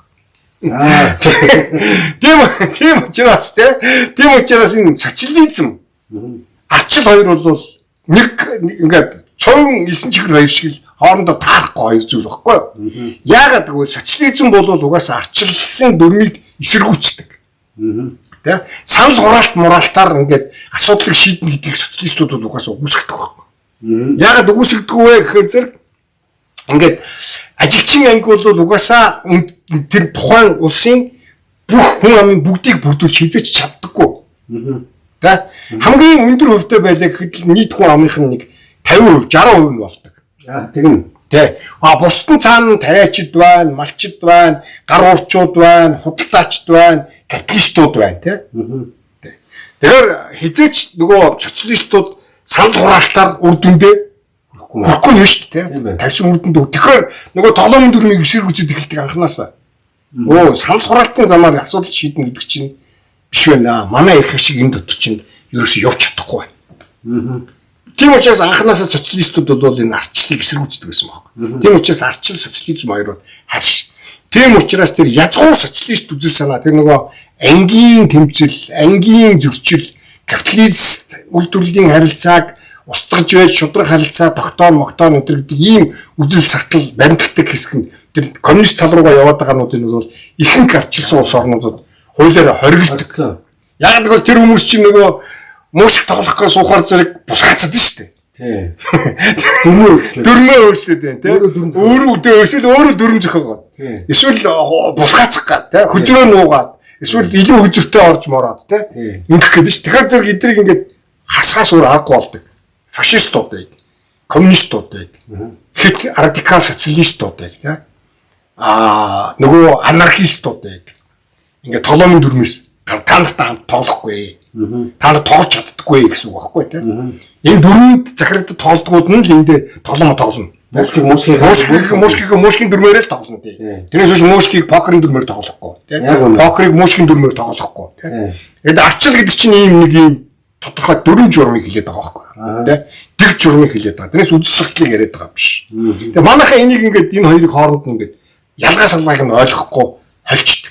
Тэгээд арчилсан социалист хөдөлгөөн ингээд тийм нэг хорвоо байх үндэс байхгүй. Хэрвээ та социалист бол арчлаа үгүйсгэн арчилсан юмны төлөө байгаа социализмыг та үгүйсгэн хүлээн зөвшөөрч болохгүй. Миний ойлгохгүй гад үзүүл юм байна. Ерөөсөө тийм энэ яагаад юм болохгүй юм байна штэ гэд мэдрээд шүү дээ. Энд чинь харс хоёр юм ингээд нийлчихэд байгаа юм шиг. Яг үнэ. Тийм учраас арчилсан энэ Монгол Ардын намын тэгээ хамгийн гол нь нөгөө нэг өөрөө угаасаа өөртөө харш Монгол Ардын нам чинь анханасаа энэ чинь Монголд ч байгуулагдсан нам биш тий. Энэ өөрийн гэсэн үзэл санаа гэж юм байхгүй угаасаа. Одоо ч байхгүй биш. Одоо ч байхгүй. Одоо зүгээр ашиг сонирхол байгаа. Аль болох ард түмний мөнгнөөс л аль болох ахиухан шиг л хусах ийм л зорилгоор нэгдсэн ийм улс төрийн хүч юм. Тэгээд энэ улс төрийн хүч нь ийм цөөхөн хэсэг хүн байгаа л та бүгдээрээ биш. Бүх Монгол Ардын намын тэр олон 10,000 гишүүд биш. Эмэг нийлэн юунд байгаа гэхээр зэрэг энийг тэр олон энэ намын хөрс суурин болоод дэмжиж яваад байгаа тэр 100, 110, 120 мянган тэр жирийн хүмүүс байхгүй. Тэр хүмүүсийн энэ намд байгаад байгаа энэ намд энэ өөрийнх нь их ашигын эсрэг энэ намд байгаад дэмжиж саналаа өгөөд ингэж яваад байдгийнх нь шалтгаан нөө төрөний минь нөгөө ярьсан нөгөө өрхийн гэр бүлийн систем байхгүй. Тийм ээ. Энэ намын чинь гол зүтгэлтнүүд нь манай гэрийнх. Миний ах, манай аавын дүү. Их мэдлэлтэй бол тийм энэ их мэдлэлтэй байх юм бол манайхан их мэдлэлтэй, манайхан ашиг орлоготой, манайхан илүү бай. Тийм учраас энэ хүнийг зөвч бурууч байсан дэмжиж явах хэрэгтэй. Тийм учраас энэ Монгол Ардын намаа дэмжиж явах хэрэгтэй. тэр цаад дэмжих биш. Тэр цаана нөгөө цаад бусд асуудлууд ердөөс сонирм биш. Тэрийг би ерөөс авч хэлцэх гэсэн. Ийм байдлаар асуудал томж байгаа. Тэгээд нөгөө арчилсан социалист хөдөлгөөн нөгөө нам дагсан энэ хөдөлгөөнүүд чинь ямар учиртай юм бэ гэдэг асуудал руугаа. Тийм. Энийг бас орхилгүйгээр ярих хэрэгтэй. Тэр энэ хориотой. Ихэнх арчилсан улс орнуудад жинхэнэ арчилсан улс орнуудад ийм систем байгуулах хориотой. Энд чинь яг нөгөө нэг худалдааны нөгөө нэг сүлжээний арга шүү дээ. За, Понзи схем үү? Понзи схем баггүй.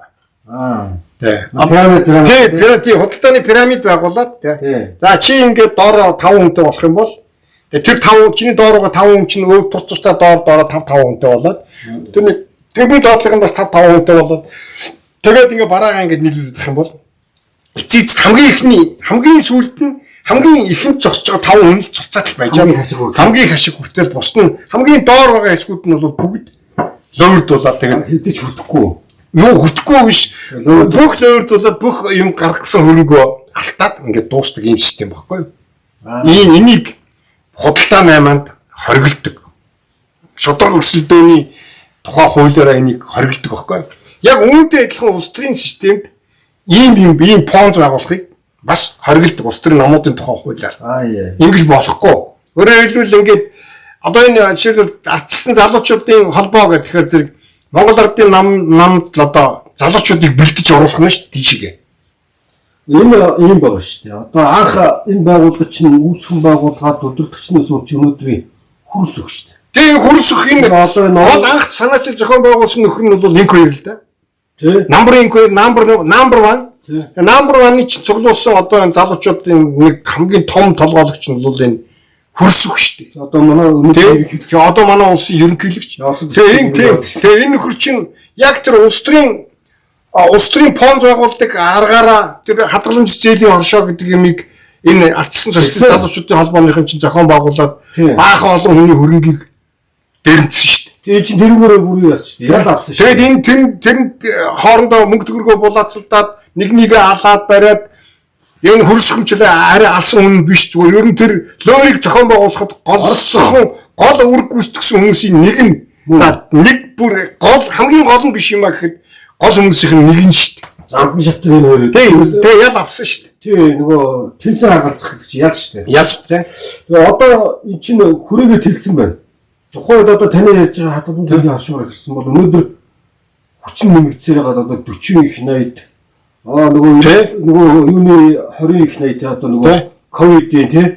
За тэгээд энэ хадгалан зээлийн оршууч нь одоо өнөөдөр нөгөө банкуудаар дамжиж явж байна тий.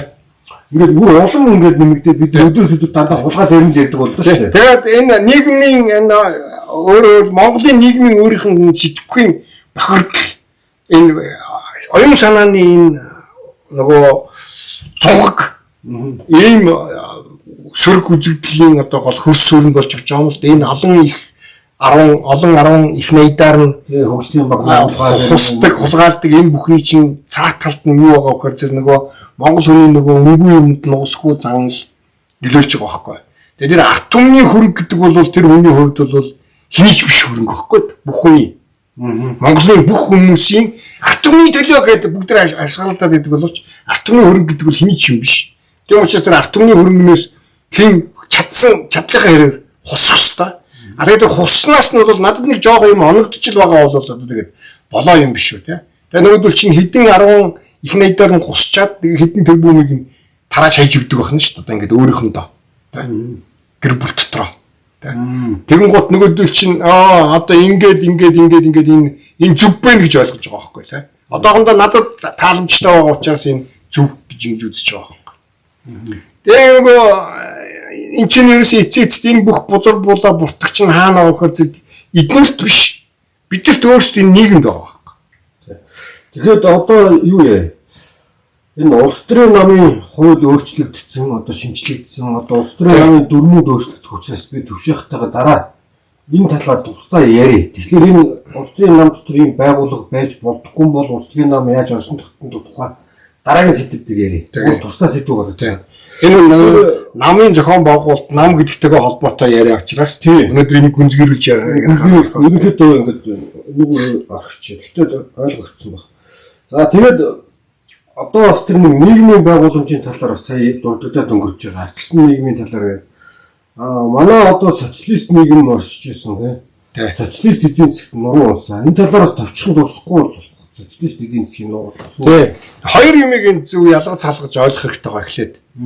Одоо ингээд ер нь бол ингээд нэг төвийн хувьд ингээд социализм гэж нэрлэдэг байгаа. 1921 оноос 1990 оны хүртэлх энэ нэг 69 70 орчим жилийг те. Тэ?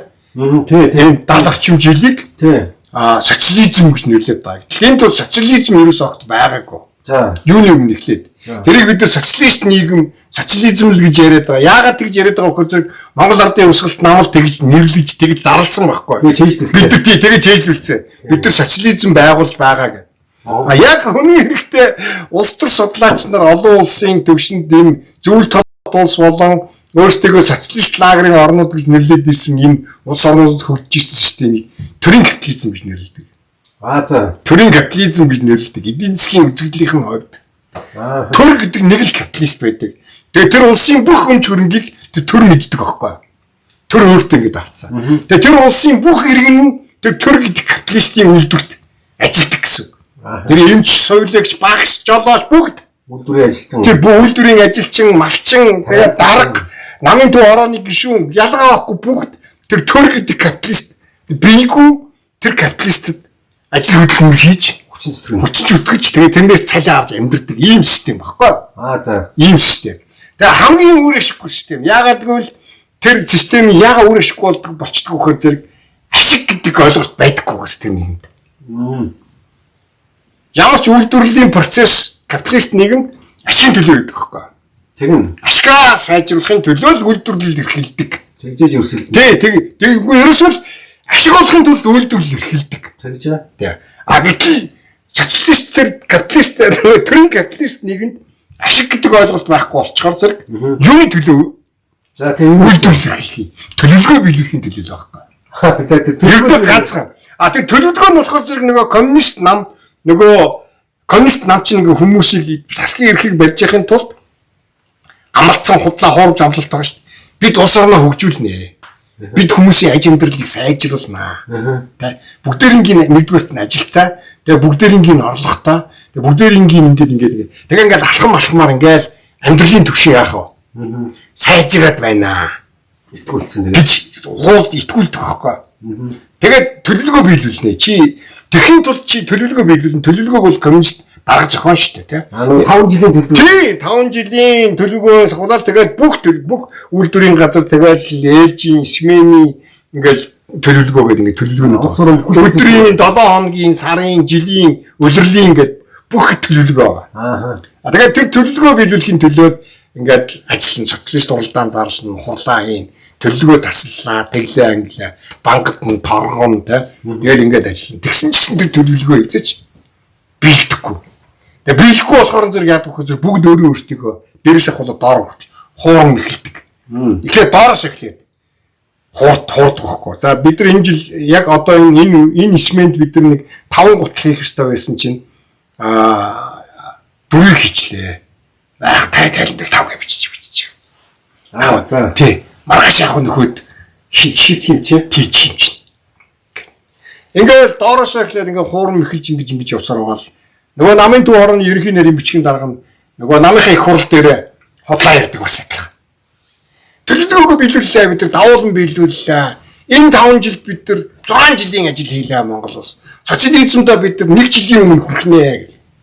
Бараа гэж бид нар алга таашаа. Ингэж хуурн эхэлдэг ийм систем байхгүй. Тэгэд энийг бид нар ингэж социализм байсан гэж ингэж андуураад ингэж яваад. Тэ ойлгогдчихэв.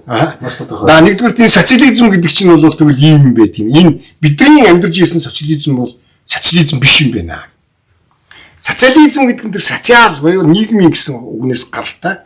Одоо жишээлбэл 1990-ад оны үед бүх социалист орнуудаар бүгдээрээ гайхан шогшорч өөр хоорондоо ярьдаг байсан. Хамгийн гол ярианы сэдв юу байсан гэхээр энэ Шведүүд, Финляндууд, Норвегиуд, энэ Голландууд ч социализм байгуулсан шүү дээ. Байгуулсан үү? Хамгийн тэнд ямар социализм байгуулагддаг. Тэнд жинхэнэ капитализм явж ирсэн. Хамгийн гол нь тэнд нөгөө хүмүүсийн нийгмийн асуудлуудыг нь капиталист хөгжлийн тэр үр ашгийг зөв хуваарлах замаар нийгмийн асуудлуудыг нь үнэхээр социализмаас хэд дахин илүү сайжруулсан байсан байхгүй. Тэ. Тэнгуү тэрийг харчаад юу гэж хэлсэн гэхээр энэ Скандинавын орнууд чинь жинхэнэ социалист юм биш үү? Социалист гэхээр зэрэг зөвлөлт холбоот улсын иргэдээс хулаад Монгол хүртэл юу гэж ойлгоод байгаа хөр зэрэг социалист өндөр хөгжилтэй социалист орн гэхээр зэрэг хүмүүс ингээл зүгээр л аз жаргалтай ингээд байж идэг ажил хийдэг. За. Ойлгогдож байна. Тэнгууд эд баялаг ингээд өөрөө хурж ирж идэг. Сайхан кофе. Одоо ч тэгээд байгаа. Хоол тий. Одоо ч гэсэн тэгж харж байгаа. Тийм нийгэм байвал одоо их сайхан. Тийм нийгэм байгуулж өгөх хүн юм байна гэх ингээд Монгол таагаад яваад байгаа. Тийм. Тий. Тийм нийгэмд амьдрахыг хүсээд бүгд. Гэтэл тийм юм энэ хорвоо дээр хизээч байхгүй. Тэр бол үлгэрл байхгүй. Одоо энэ манай энэ дарга нар чи яг тэр нийгэм шиг яриад байна шүү. Тий. Тэр нийгмийг яриад баахан бузрын капиталистууд одоо төрийн өмчий газар шороог аваад 20 30 жил ухаад тоног өргөцсөн байна. Одоо эдний хөрөнгө нийлүүлж явж байгаа бүгдээ баялагын сангараад амжилт сайхан мөнгө хувааж идэх юм. Тий. Арт түмний баялаг. Тий. Арт түмний хувааж авах хэрэгтэй. Тий. Тэгээ одоо хуваагаад сайхан болох гэж болтой шүү. Тий. Тэгээд яг хоо ингээл да яг хоо ингээд чи өөрөө ингээд төсөөлөд бодоод хоёул ингээд ийм загвар математикийн загварчлах арга гэдэг арга байдаг шүү дээ. Шинжлэх ухааны таны мэдгүй бас нэг оюуны ийм туршилтын арга байхгүй. Чи ингээд тэр арт түмний баялаг гэдэг үгийг ингээд хоёулаа загвар болгоод ингээд Монголын ирээдүйг төсөөлөд бодоод үзье. Энэ Монголын бүх баялаг арт түмнийх юм бол бүгдийн арт түмэнд хуваагдагч одоо өнөөдөр шүү. За. Тэ? Нэг 3 хэдэн сая 3.5 сая 3.5 сая хүнд энэ Монгол улсыг 3.5 сая ширхэгт хуваагаад тэгээд бүтэнд нөхчий. За. Энэ чинийх шүү. За энэ бол чинийх оюун бата. Энэ бол чинийх бат төвшөө гэдэг. Тэгээд бүгдээр нь тараад өгч 1 жилийн дараа юу болсон баах вэ? Чи өөрөө бодож үзтээ. Нэг хэсэг нь хөрөнгө, нэг хэсэг нь юу юу болох вэ гэхээр би хэлээд өгч. Би бараг л тэр 100% итгэж яа өөрөө дотроо тий. 1 жилийн дараа гэхэд бол 3 сая тэр газар хийцэн зарцсан байна. За. Тэр авсан хүн Хятад уу, Орос уу, Япон уу, Монгол уу хамаагүй. За. Бүгд 1 жилийн дотор бүгдийн тэрний бараг 80-90% зарчин. Тэгээ мөнгө аваад яваад байна. Нэрэн лүү, Бээжин лүү, Сеул руу, бүр Нью-Йорк, Вашингтон руу ингээд яваад. Тэгэхээр арт түмний баялаг, арт түмэн эзэмшигчтэй гэж яриад байгаа яриа чи ийм худлаа, ийм утга учиргүй, ийм балаа яриа баг. Тэ? Хүний юм гэж байна. Хувь хүний юм гэж байна. Бүх юмыг хувь хүмүүст ингээд зүгээр хуваагаад өгч болохгүй. Хүн өөрийнхөө хөдөлмөрөөр өөрийнхөө оюун ухаанаараа баялагыг бий болгоод түүнийг өөрөө эзэмших хэрэгтэй байхгүй өмчлөх хэрэгтэй. Өөрөө бүтээгээд. Тэгсэн баялаг бол тэр хүний хувьд бол баялаг. Тэрийг хулгаагаар болсон баялагыг яаж өрн тараа хийдгийг одоо энэ том лөөрчин дарга нарын хүүхдүүдийн жишээн дээрээс одоо ингээд харах хэрэгтэй. Жишээлбэл тэр оюун эрдэнийн хүүгийн тухай өнөөдөр одоо ингээд сошиал медиагаар ингээд шугаад л байна те. Хэдэн тэрбумаар нь утга мөнгийг тэгж байна. Тэ? Одоо тэр төрөвчийн нөгөө нэг 20 хэдэн сая долларын очир алмаасан гоёл чимэглэлээ зүүж гудамжаар явж хагаад дээрэмтүүлдэг нөгөө манай Монголын 2 шин баян Францд. Энэ дэлхийд дээр хизээч хаач тэр очир алмаасан 20 сая долларын үнэтэй 30 сая долларын үнэтэй гоёл чимэглэлээ зүгүүд гудамжаар явж идэг тийм хүн энэ хорвоо дээр хаач байхгүй. Тэр гоёл чимэглэлийг чинь тусгай газар л өмсөж зүүж хэрэглэдэг байхгүй. Тэр зөвхөн тэр хүмүүсийн тэр өөрсдийнх нь ойр дотны хүмүүсийн цугларсан тэр үдшилэг баяр зингэл тийм юмн дээр хэдэн давхар хамгаалттай хэдэн давхар security ажилласан тийм газар л тэр гоёл чимэглэлээ зүүж явна гэхээс биш зүгээр нийтийн унаа дотор тэгээ 20 сая долларынхаа очир алмаасан сондор мондор эмиг бүлцүүлт бугуучаа зүүчээд ингэж явж юм тэгэл харин амнасаа алдаагүй нөх юм. Тийм байна. Тэ? Тийм ээ. За одоо нэг цаг орчим ингэ болж байгаа. Би нөгөө өнөөдрийн сэдв маань их ухаас эргээд одоо хоёул жоохон хадуураад явчлаа. Тэгээ одоо ингэ эргээд сэдв рүү ороо. Тэгэхээр социал демократтэй нэг юм ярих маа асуу байгаа. Тэр энэ олон улсын социал демократ социалистны байгууллага гэж байна. Тэ. Манайхаас ч одоо би одоо ойлгох хэрэгтэй. Нэг социал демократ гэдэг нам байж байгаа дийлсэн. Сүүлдээ одоо Монгол ардын нам гэдэг энэ нам маань одоо тэр байгууллагын гишүүн болсон. Энэ бол айгүй ярих хэрэгтэй айгүй айхтар гашуун түүх байхгүй. Тий. Энэ талаар энэ олон улсын байгууллагын талаас нь бас хамгийн анхны энэ хүн төрлөختний түүхэнд хамгийн анхны одоо улс дамнсан улс төрийн байгууллагуудын холбоо бол социализм. За. Социалист интернационал гэдэг байгууллагыг бүр Маркс энтрийн оролцоотойгоо Маркс энтрийн санаачлагаар байгуулж ирсэн. 1850-60-аад оны үед бүр уртастай байж байгуулж ирсэн. Хамгийн ер нь бол энэ хүн төрөлхтний түүхэнд байгуулагдсан хамгийн анхны орчин үеийн ийм зохион байгуулалттай улс төрийн хүчин улс төрийн нам бол социал демократ улс төрийн хүч. Герман, Франц байгуулагдсан. Улс төрийн нам бол ер нь анх Их Британд байгуулагдсан. Гэхдээ нөгөө орчин үеийн сонгогдох хэлбэрээ бол Германд олсон байхгүй. Германд энэ олох ажлыг зохион байгуулсан санаачилсан хүмүүс нь бол Германы социал демократууд тэр дотроо Карл Маркс, Фридрих Энгельс, одоо тэр дөрвөн миний нөгөө яриадсан тэр Эдуард Бернштайн энэ тэр хүмүүсийн зохион байгуулсан. Тэгээд энэ хүмүүс ингээд энэ Марксийн нэг онол одоо юу байгаа шүү дээ тий. Сургаал байгаа шүү дээ. Тэр нь юу гэхээр зэрэг социализм бол дан нэг юм улс оронд байгуулагдахгүй. Боломжгүй. Бүх дэлхийд нэг одоо зохион байгуулалтанд орж иж тийм социалист одоо систем тогтнох, оршин тогтнох боломжтой. Тийм учраас социал демократууд анханасаа социал демократ олон улсын байгууллага байгуулахыг зорьсон байхгүй. Тэгээ социализм гэж анх тэгж байгуулагдчихсан түүхтэй. Тэгээд энэ хөгжлийнхээ явцад социализм 1, социализм 2 гэж ингэж байж байгаа. 1900-аад оны үед 1920-ад оны үед хоёр хэсэгт бас хуваагдсан. Тэр нь коммунист интернационал, социалист интернационал гэж хоёр хуваагдсан. Тэр манайхны тэр коминтерн гэж яриад байдаг чинь коммунист интернационал. Тэр социализм гэдэг нь тэр барууны социал демократууд коммунизмыг эсэргүүцээд үүсгээд та нар хүчирхийллийн ийм харгас арга замаар энэ нийгмийнхаа тодорхой нэг хэсгийг нь бүр хүнийх нь хувьд устгаж байгаа. Тэгээд ийм шудраг нийгэм байгуулах гэж яриад байгаа чинь бид эвлэрэхгүй, энийг чинь зөвшөөрөхгүй гэдэг социал демократууд коммунистууд хоёр тийшээ салаад явсны одоо өнөөдөр байгаа энэ социализм нь бол тэр нь баггүй.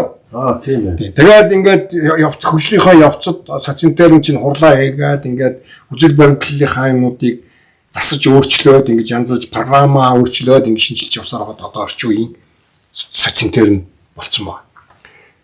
За 1990-ад оноос хойш энэ олон улсын энэ улс төрийн байгууллагуудын үүргээр бол энэ эрс буурсан байхгүй шиг болсон. Ягаад гэвэл нөгөө социалист лагер чинь ингээд нураад унчлаа шүү дээ. Тэгээд улс төрийн идеологийн ийм айхтар том сөргөлдөөн зөрчилдөөн бол байхгүй болсонтой холбоотойгоор эдгээр олон улсын байгууллагуудын ач холбогдол нь буурсан. Гэхдээ Монголын социал демократ нам манайд Баабар гончигдорч энтрийг байгуулсан энэ Монголын социал демократ нам бол социализмын гишүүн болцсон байсан.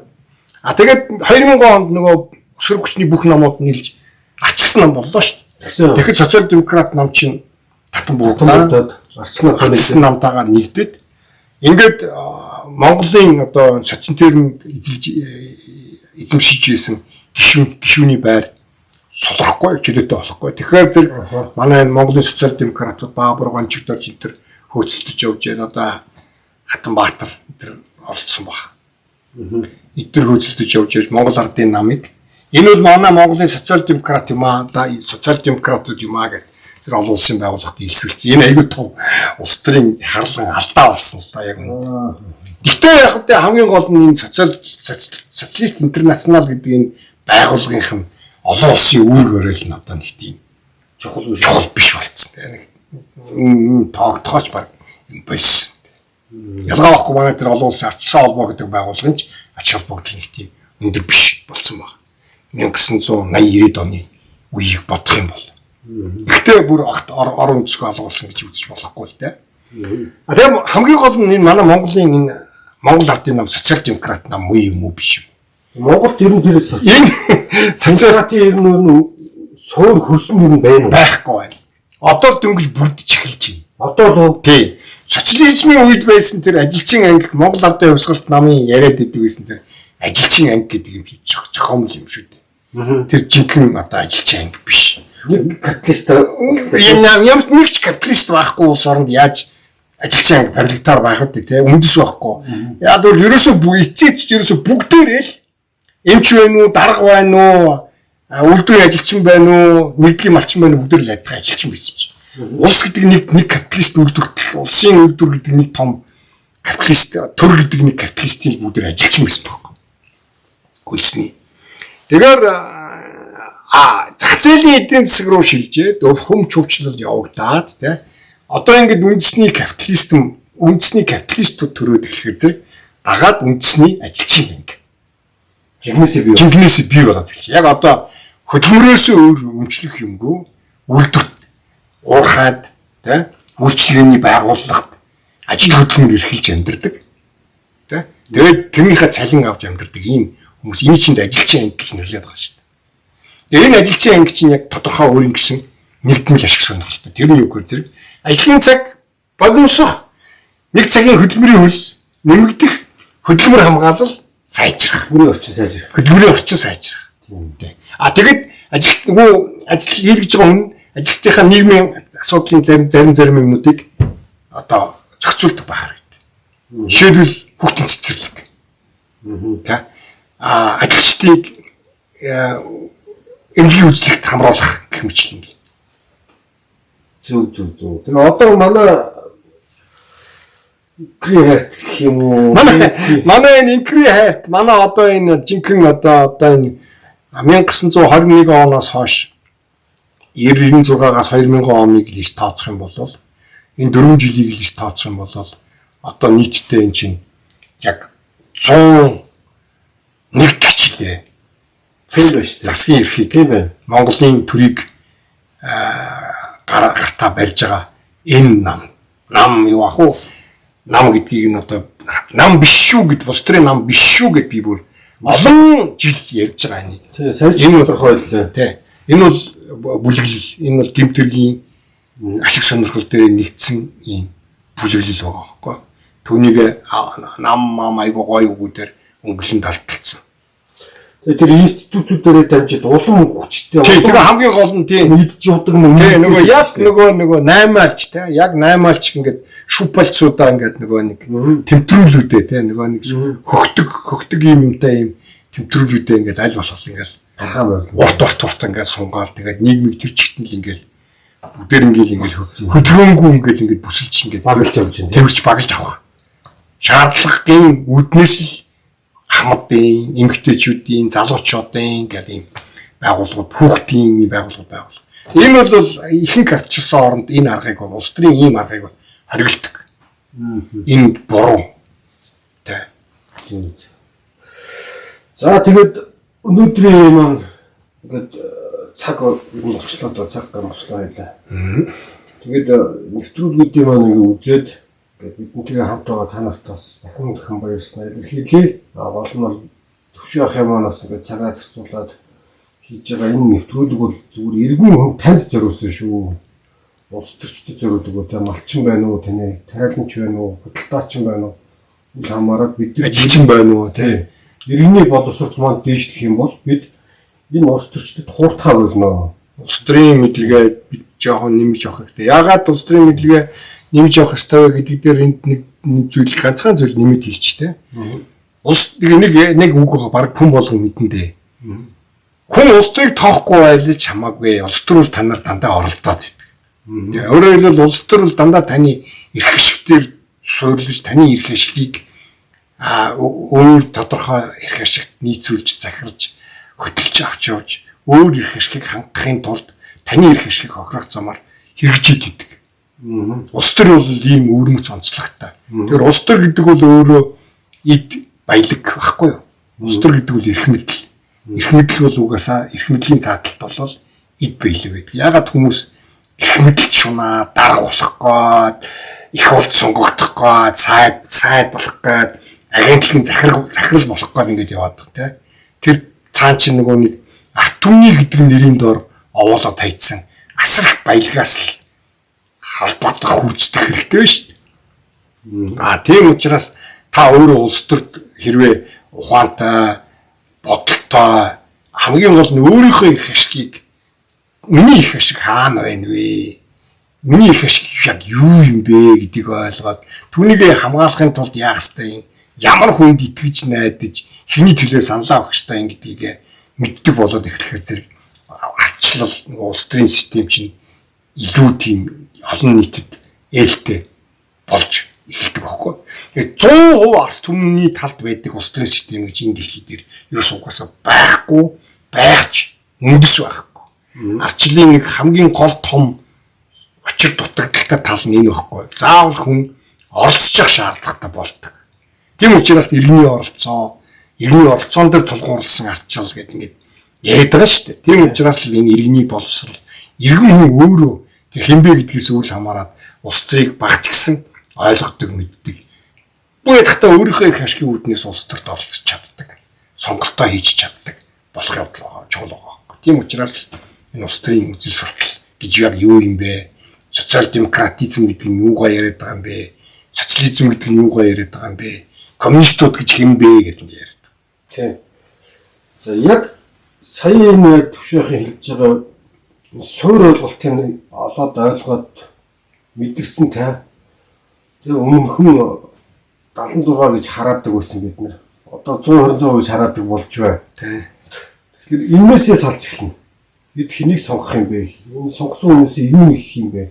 Яаж хариуцлах? Тэр хүн юу хийх ёстой энэ тэнд очиад? Тэр хүн юу хийх ёстой юм? Энэ бүхний суур ойлголтыг авдаг. Танд бас гэхдээ яг юу хэрэгтэй байгаа хамгийн чухал асуудал нь та яг ямар нийгэмд амьдрахыг хүсэж байгаа. Эндээс эхэлнэ яриа. Тийм болохоор бид одоо улс төрийн иргэний боловсрол зориулсан төвшөөхийн маань одоо энэ цаг заваа зарцуулаад ингэ хийж байгаа. Бүгдийг маань дэмжиж та нар энийг маань шеэрлээрээ лайк дараарай. Илүү олон хүмүүс үзээсэй гэж бодож байна. 2028 оны сонгуул одоо өдхөн ингэ болоод ирнэ. Хөөдөрн тий. Бид улс төрийн боловсролоо ахиулсан жоохон ч гэсэн алхам хүн болгон ингэ хийж байгаа юм оролцоо шүү. Тий. Тэгээ хамгийн гол нь бидний энэ контентийг үзэж сонирхоод комент бичээрэй. Тий. Комментууд бол нэр коммент дээр ахаа нэг юм санал байгаа даа. 4 дугаар одоо ингэ орж байна. Энэ хүмүүс их коммент их бичээд байна. Тий. Одоо хоёулаа чи нөгөө улс төр гэж юу юм бэ гэхээс одоо гол үзэл баримтлууд ингэж яриад явж байна л да. Одоо дараагийн нэвтрүүлгээр хоёулаа барууны үзлүүдийг хийв. Тэгэхээр нэг багц болгож байгаа энэ комментүүд дээр нэг хүмүүстэйгээ яг зөвтэй ярилцъя тийм нэг та дугаар нэг яг үнэ. Одоо дараагийнхаа нэвтрүүлгээр хоёулаа тэр барууны үзэл сурталчилгын талаар ярьчаад барууны үзэл сурталчилгын тухай гол одоо суур ойлголтуудыг нөгчөөд тэгээ тэрнийхэн тэрний дараагийн контент дээрээс эхлээд хоёулаа одоо өнөөдөр хүртэл коммент бичсэн хүмүүсийн комментийг нь бүгдээр нь уншиж үзээд бүлэглээд ангилаад томьёолоод тийм тэгээд энэ хэдэн ийм асуултууд болгож бүлэг асуултууд болгож ангилаад тэгээд тэдгээр асуултууд нь хариулт өгөх хэлбэрээр нэг контент явуул. Тэгээд 4-5 удаа нэг ийм хийчээд нэг багцуулгаад дахиад ингээд комментуудад нь хариулт өгдөг хэлбэрээр ингээд яваад байвал хүмүүс бас өгөөчтэй болно. Яг гэвэл хүмүүс бидний ярьж байгаа юм дотор орхигдсон эсвэл ойлгогдолгүй бүдэг үлдсэн зүйлс зөндөө олон байгаа шүү дээ. Бага. За тийм байна. Тэгээд комментуудаар сайхан бичээрэй гэж хүсье. Энэ удаагийн нэвтрүүлэг маань ингээд үгээр жаргаж байна. Тэгээд дараа уулзалтаа баяр таа. За бүгдээнд нэх баярлалаа.